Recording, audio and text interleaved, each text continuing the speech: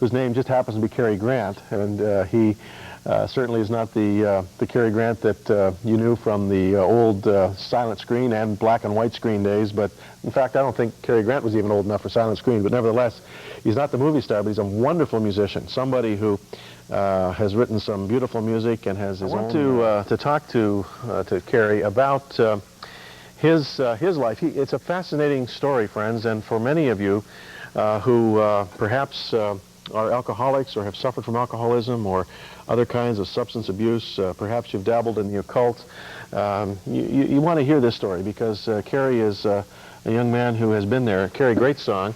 Amazing Grace, of course, was written not by you, but by John Newton, who was a slave trader. In fact, he referred to himself as the lowest of the low. And yet, there's a universal message there that you can identify with for sure. You got into quite a musical career. You began to sing in clubs and so on.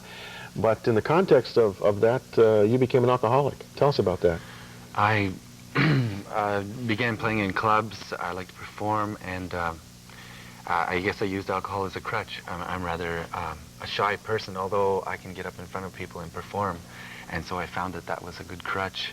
Used that, and it took, I don't know, 10, 12 years before it began to get me very nervous. And the anxiety started to creep in, and I just lost the life that I had when I was a kid, you know, the freedom. I began to lose it, and my spirit began to feel deadened, I guess. And so... Why alcohol? Was there any history in your family of alcohol abuse, or was this something new? I just think it was around and available, and so I just naively started to experiment with it. It's illegal, so I felt that it wasn't as powerful as a drug, you know. So. Did you have any temptation to dabble with drugs along the way? Sure. When I'd get a few shots into me, I'd try. In clubs, I suppose the culture, if you will, of that life would certainly encourage, not discourage you from dependence on alcohol. I expect that, I mean, alcohol is what clubs are all about, right? Yeah. Were you able to perform while you were drunk? Or did you ever get to the point where you were actually drunk? Yeah, I could. It was a strange scenario. At first, I used it, and I thought I was in control, and I was to a certain extent, and I became stronger and more aggressive. But after a few years of it, the tables turned, and I became, you know, I began to need it and became timid when off of the booze and stuff, and you know, so it. Did you look for help? I didn't until 10, 12 years later, until I guess a few people had to come in my path to sort of stifle me and stop me and say, I think you have a problem. I began to get very angry at them, probably because it was the truth. And so after 3 or 4 people approached me like this, I finally started to think, maybe I do have a problem, you know. And so I did look for help. Now, were you married at this time? Did AA help at all? Were you involved with Alcoholics Anonymous? I went to AA for about 3 years. And then through one of the last steps, it says sought to seek help through a higher power. And that higher power is, of course, God, ultimately. And so I started to think, well, maybe I could go back to church. Maybe there might be something there, you know. And so I went through that door, and I received help from people and prayer, and spiritually, I began to be healed. Like I couldn't go into a store and buy a pill for this. You know, I began to gain back my freedom, and. So you were in the process of, as you say, regaining your freedom, being healed from this. What was it that tore you apart? Probably numerous things just combined. Were you still doing music, still doing clubs? Were you still doing a lot of traveling? No, not. I had stopped playing clubs, I guess, during our marriage. I did begin to feel really frustrated, wondering where I would go, where would I play, you know? So as a musician, I played for years, always struggling to become recognized, I guess, as an artist. And so now the dream that I had was had fallen. And so that way, inside, I became very frustrated and angry. I know, I truly believe that it was God. It was a miracle the way it happened. You know, just he intervened, and through a series of events, just got to think a lot about what I know I did, what I was doing wrong, rather than pointing always at the other person, and vice versa. I think that God, people you meet and stuff, a lot of things really surprised me. You're really developing as a musician. What about your, if you will, the lessons that you've learned in this process to this point in time? Like we've got a lot of people right now, several watching, listening to you right now, maybe identifying overt like abuse. It can be something subtle like neglect, like indifference, boredom. So many factors can give to those who are going through where you were a few years back. Just to not get caught up in all that's around you. There are a lot of tornadoes around that were around me. To ask for strength to Can you give me an example of some of those whirlwinds, some of those tornadoes? There are a lot of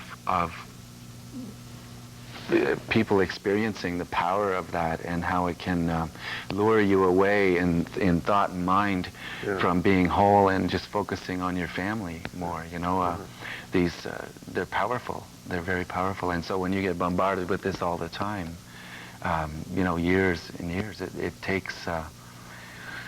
You need help from above. Basically, I did. You know, and God eliminated a lot of those. Things helped me with the temptations, I guess. And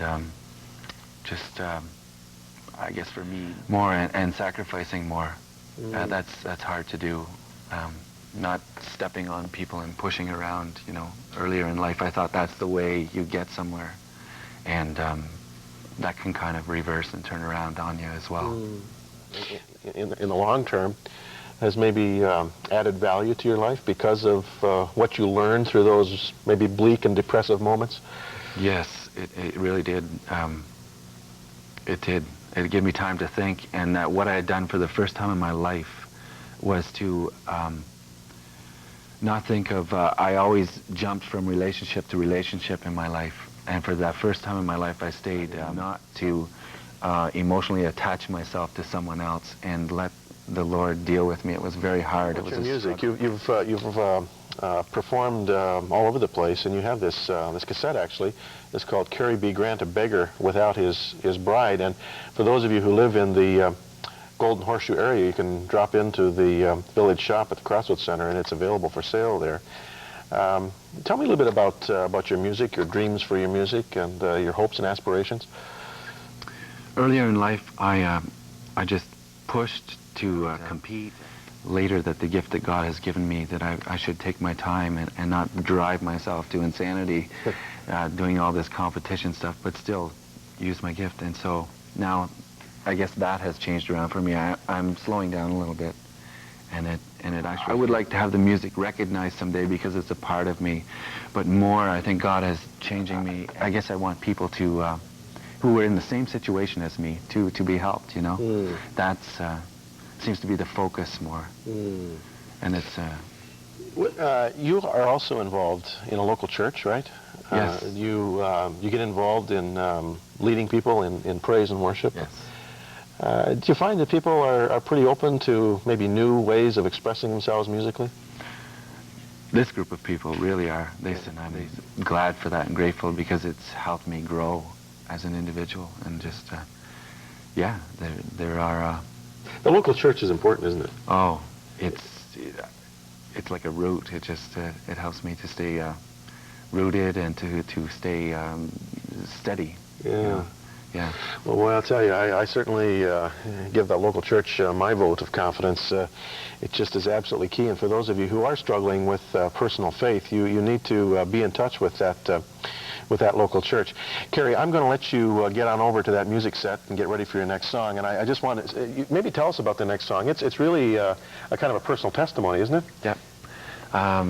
It's kind of a tribute to musicians, the struggles that they go through, and in the chorus saying, I need love and faith, and not just musicians, everyone, and we all need love and faith, and that's what's helped me really come out of my shell and start to bloom. Well, that's great, and what a good story. I'll let you go, and just as you're getting set, I just wanted to say to those of you who are watching, as Carey said, you know, each really is important, I think, to hear what Carey just said about the impact of past failure relative to embracing the future.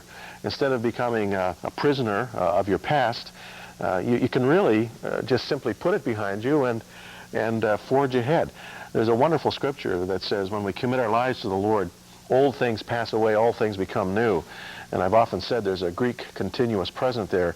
Literally, it's old things are passing away, all things are becoming new. There's a growth process. There's a developmental aspect to it. We certainly must rid ourselves of the notion that in order for the Lord to show interest in our lives, we somehow have to reach a certain entry level of worthiness. Absolutely not true. In fact, the key is for us to recognize our spiritual poverty, and that has been Carey's story, and I'm sure for many of us that has been the case. Well, we promised this beautiful song that Carey is going to sing that is a personal testimony, as he says, that comes right from his heart. And he's written it, and he's going to perform it for us. It's entitled, I Need You. So here's Carey Grant.